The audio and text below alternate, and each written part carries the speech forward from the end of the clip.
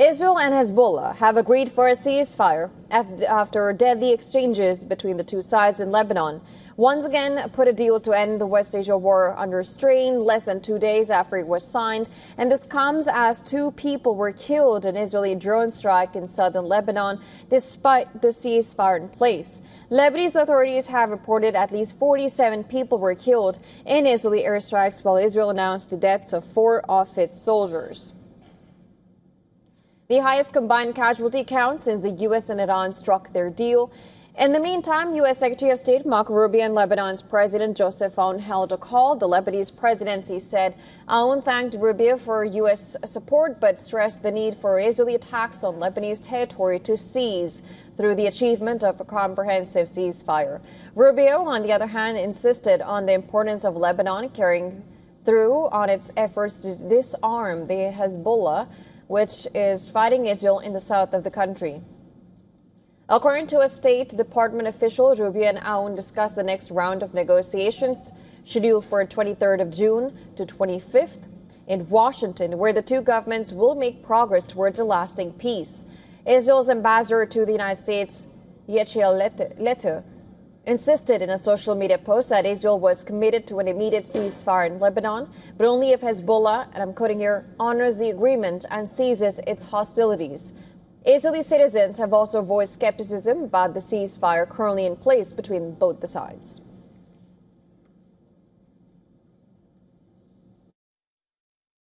There is no ceasefire. To call this situation a ceasefire is just fooling people.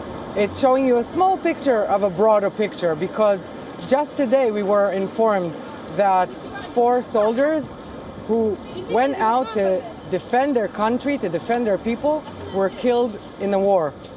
Just like that, because there was a drone full of explosive material that just bombed the tank that they were in. The U.S.-Iran peace deal signed this week is also meant to halt the fighting in Lebanon, which Iran has always insisted should be covered under any accord, turning Israel's ongoing campaign there into a source of frustration for Washington. Displaced Lebanese in the south say they are sheltering in a school in Sidon after deadly Israeli airstrikes on southern Lebanon.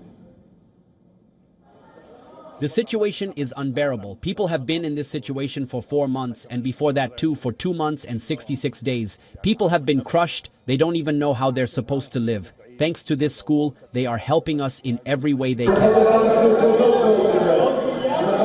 Amidst these developments, a report by the Washington Post has cited a U.S. intelligence assessment suggesting that Israeli Prime Minister Netanyahu is unlikely to halt military operations in Lebanon.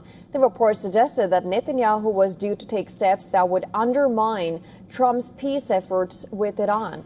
Despite this, Trump has praised his relationship with the Israeli Prime Minister.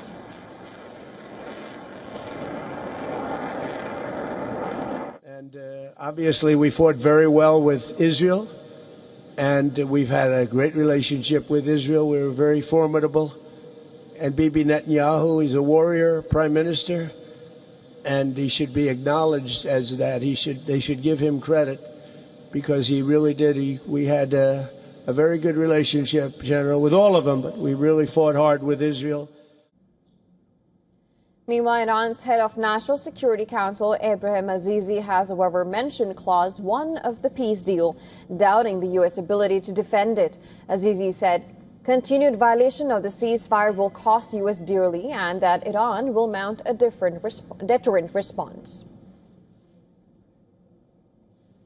WION's Ghadi Francis has sent this ground report from Beirut suburb in Lebanon. Let's have a look at that.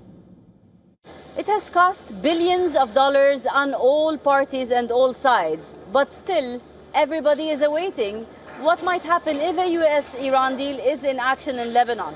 Now the news is that Lebanon is a main bullet point on this agreement. Iran says it will not agree to open the Strait of Hormuz unless Lebanon's war front is in peace. But the operations are not stopping. Israel is disregarding all that, and it's continuing its missions in South Lebanon.